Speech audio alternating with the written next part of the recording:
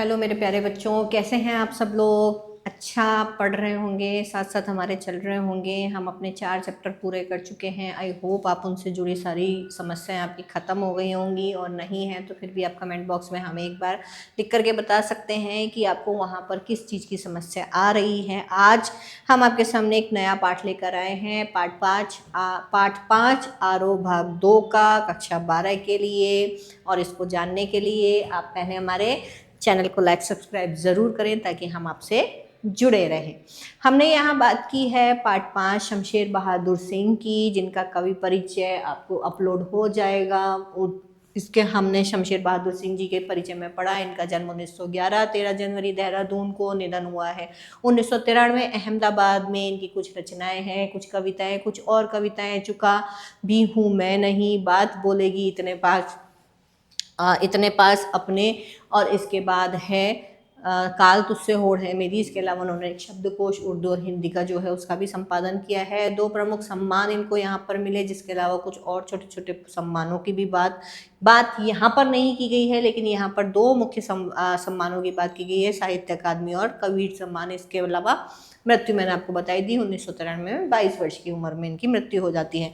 इनका हमने कवि परिचय भी पढ़ लिया था, नहीं पढ़ा है तो आप अपनी प्लेलिस्ट में जा कर के देख लीजिएगा, ठीक है, पहले पढ़िएगा। आज हम बात करेंगे इनकी कविता की। बहुत ही छोटी सी कविता है, बहुत ही प्यारी सी कविता है। आप देखेंगे किस तरीके से इन्होंने यहाँ पर अपनी कविता को उकेरा है, ठीक है। जैसा कि मैं आपको पहले बता चुकी हूँ, इनकी जो कविता है वो कवि परिचय में जैसा हमने पढ़ा कि इनकी जो कविता है वो सूर्योदय से पहले आसमान में, प्रकृति में जो भी परिवर्तन हो रहे हैं उनको लेकर के, उन परिवर्तनों को लेकर के उन्होंने उसको आधार बनाकर मानव जीवन में होने वाले परिवर्तनों से उनको मिश्रित किया है। यानी किस तरीके से जो परिवर्तन आकाश में हो रहे हैं, और ऐसा ही कुछ काम धरती पर भी हो रहा है। एक इसकी और जो विशेष बात है वो ये है कि ये जो कविता है वो ग्रामीण परिवेश को जीवंत करती है यहाँ पर, ठीक है। इसके जितने भी उदाहरण हैं वो सब ग्रामीण परिवेश से लिए गए हैं, तो देखिएगा आप, ठीक है।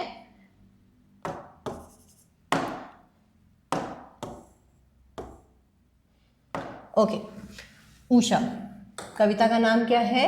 उषा। प्रात नभ था बहुत नीला शंख जैसे, ठीक है। अब ये हमेशा याद रखिएगा, इसमें जो बात की गई है वो सूर्योदय से पूर्व की बात की गई है, सूर्योदय से पहले की बात की गई है इसमें। यानी कि सूर्योदय से पहले कैसा होता है आसमान? काला गहरा नीला, काला गहरा नीला, यही होता है ना। सूर्योदय जब तक नहीं हुआ है, लालिमा या प्रकाश कब फैलेगा? जब सूर्योदय होगा। सूर्योदय नहीं हुआ है तो उससे पहले आसमान काला या नीला होता है। तो कवि कहते हैं कि प्रातः नभ था बहुत नीला शंख जैसा। नीला शंख होता होगा, हमने नहीं देखा लेकिन होता होगा, पुराने समय में होता होगा या उन्होंने देखा है, ठीक है। तो नीला शंख जैसा, कहीं कहीं उसमें बादलों की लाइनें भी नजर आती हैं। भोर का नभ, कौन से भोर का नभ? सूर्योदय से पहले भोर का नभ। भोर यानी प्रातः काल से पहले का भी जो समय होता है भोर का होता है, या फिर उसे उषा काल भी कहते हैं। तो इन चीजों को आप याद रखिएगा, ठीक है। राख से लीपा हुआ चौका, एक मिनट इसको थोड़ा सा उधर सरकाते हैं, ठीक है, क्योंकि हमें यहाँ तो कोई काम है ही नहीं, यहाँ की चीज़ आपको नज़र आ जाएगी। ओके ना, दिखाई दे रहा है ना? ठीक है, चलिए ओके, हाँ जी। तो राख से लीपा हुआ चौका। अब यहाँ पर जो इन्होंने उदाहरण दिए हैं, देखिए पहला उदाहरण दिए इन्होंने आसमान के लिए। जो आसमान है कैसा है? नीले शंख जैसा है, ठीक है। अब यहाँ पर ये जो उदाहरण है 1 2 3, यानी नंबर 2, नंबर 3 और नंबर 4, ये जो तीनों उदाहरण हैं ये ग्रामीण परिवेश को जीवंत करते हैं। ये ग्रामीण परिवेश पर आधारित उदाहरण हैं, इनको याद रखिएगा ये तीनों एग्जाम्पल, ठीक है। राख से लिपा हुआ चौका मतलब मानो वो जो भोर का नभ है, सूर्योदय से पहले का भी जो आकाश है, आसमान है, ऐसा लग रहा है मानो वहाँ पर किसी ने अभी किसी औरत ने, किसी स्त्री ने राख से लीप करके चौके को तैयार कर दिया है। वो जो आसमान है वो चौका है, और कैसा है? उसका रंग काला है, तो मानो उसको राख से लीप दिया है, क्योंकि गाँव में जीवन जल्दी शुरू हो जाता है, वहाँ पे दिनचर्या जल्दी शुरू हो जाती है। तो वहाँ पे कच्चे घर होते थे, तो पहले क्या होता था, अपने घरों को सजाने के लिए उस पर मांडने मढ़े जाते थे, उनको लीप के चौके को, आंगन को तैयार किया जाता था, ताकि बच्चे जब तक उठे या चहल पहल जब तक शुरू हो तब तक वो सूख जाए। ठीक है, ये रोज का, कई बार तो रोज का भी काम होता था, दिनचर्या का काम है, ये दिनचर्या में शामिल होता था। और राख से लिपा हुआ चौका तो है वो चौका यानी आसमान, और आसमान का रंग कैसा है, काला। ठीक है, तो यहाँ पर उपमा दी है उसकी कि वो जो आसमान है, चौका रूपी जो आसमान है, वो उसका रंग काला इसलिए है क्योंकि वो जो चौका है वो राख से लिपा हुआ है। अब यहाँ पे एक लाइन दी है, अभी गीला पड़ा है, यानी वो जो चौका हमने लिपा था, यानी जो आसमान है वो क्या है, उसमें अभी भी नमी है, हल्की सी।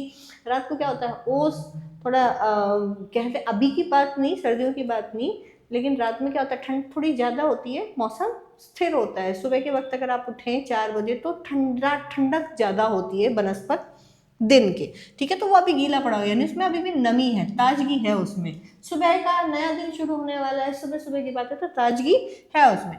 बहुत काली सिल जरा से केसर से की जैसे धुल गई हो। सिलबट्टा आप सभी ने देखा होगा, जिसको चटनी पीसने के काम आता था।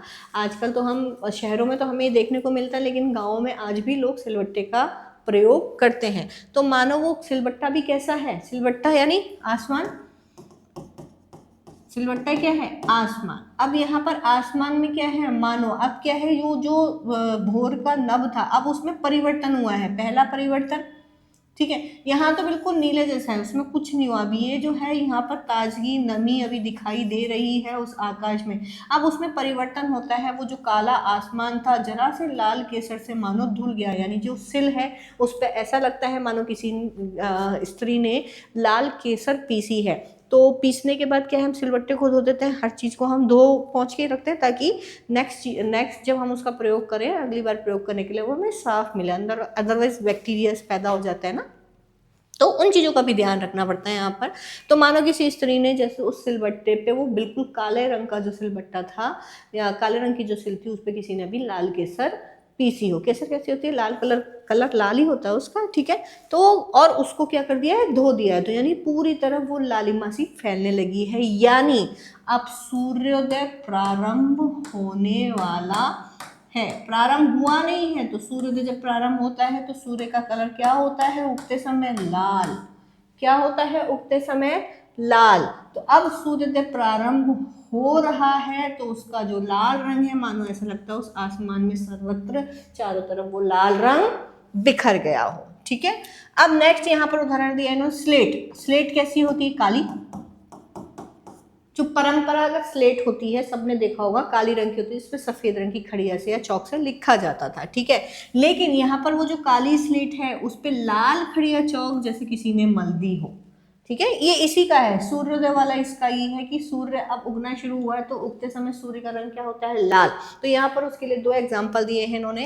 काली सिल पर जैसे किसी ने लाल केसर धो दी हो, लाल केसर पीस कर उसको धो दिया हो, या फिर काली स्लेट पर किसी ने लाल खड़िया की चौक मल दी हो। वो किसी कौन है, कोई बच्चा होगा, नेचुरल सी बात है, क्योंकि पढ़ने लिखने का काम कौन करेगा, बच्चा करेगा, मम्मियाँ पापा तो जाएंगे नहीं। ठीक है, तो यहाँ वो अदृश्य बच्चा यहाँ किसी में लिख छुपा हुआ है। ठीक है, अब बात करते हैं यहाँ पर 5वें उदाहरण की। अब ये जो 5वां उदाहरण है, इसको देखना, इसमें थोड़ा सा सूर्योदय हो चुका है, सूर्योदय हो चुका है, यहाँ हो रहा है, शुरू हो रहा है यहाँ पर। ठीक है, यहाँ हो चुका है। अब उगने के बाद सूर्य की आभा कैसी होती है, हल्की पीली। हल्की पीली या सुनहरी आप बोल सकते हो उसको, हल्की पीली होती है या सुनहरी आप बोल सकते हो, हल्की पीली या सुनहरी, गोल्डन भी बोल सकते हैं उसको। सूर्य की किरणें हमें कैसी दिखती है, हल्की पीली नजर आती है। जब सूर्योदय होना शुरू होने के बाद, जब सूर्य थोड़ा सा और ऊपर आता है, तो वो कैसा दिखता है, हल्का पीला, गोल्डन सा दिखा देता है। तो यहाँ पर जब वो सूर्य का हल्का पीला रंग होता है, तो आकाश का क्या होता है, आकाश का जो काला रंग था वो धीरे धीरे साफ होने लगता है। आकाश का रंग किस रंग में बदलने लगता है, नीले रंग में बदलने लगता है। तो यहाँ पर आकाश की तुलना किससे की है, नील जल से, यानी नीले जल के, किसी तालाब से, किसी पोखर से, किसी बावड़ी से, जिसमें पानी कैसा है, नीला। तो वो जो आकाश है वो अब कैसा हो गया है, मानो आसमान रूपी नीले जल में किसी की गौर झिलमिल देह, गौर यानी गोरी, देह यानी शरीर, ठीक है, गौर यानी गोरी, जैसे हिल रही हो। यहाँ पर उस वक्त की बात है कि गाँव में क्या होता है, अभी भी लोग तालाबों पे, पोखर पे, बावड़ियों पे, कुओं पे नहाने जाते हैं, ठीक है।